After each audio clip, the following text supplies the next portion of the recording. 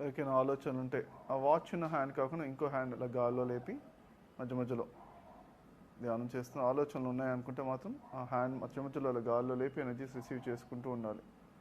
కొంచెం 1 ఇంచ్ గాల్లో ఉన్న ఆ ఎనర్జీస్ అనేది బాగా రిసీవ్ ఉంటుందన్నమాట. థాట్లెస్ స్టేజ్కి బాగా హెల్ప్ అవుతుంది.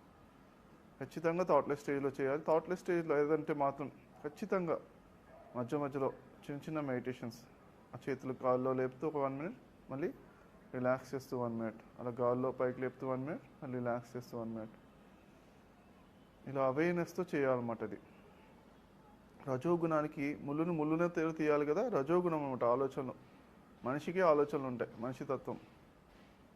ఓకే, సో రజోగుణానికి రజోగుణంలానే ఆన్సర్ చేయాలి. మళ్ళీ ఆ హ్యాండ్ మూమెంట్స్, చిన్న చిన్న మూమెంట్స్ చేయడం వల్ల 1 మినిట్ గాల్లో 1 మినిట్ రిలాక్సేషన్.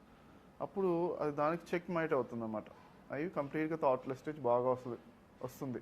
కాకపోతే శ్రద్ధగానే చేయాలి, శ్రద్ధ ఉంటేనే అవుతుంది. బట్ చాలా ఈజీ అవుతుంది అన్నమాట ఈ విధంగా చేయడం వల్ల. ఆలోచన ఉంటే మనిషి కొంతవరకే ఆలోచించగలుగుతాం.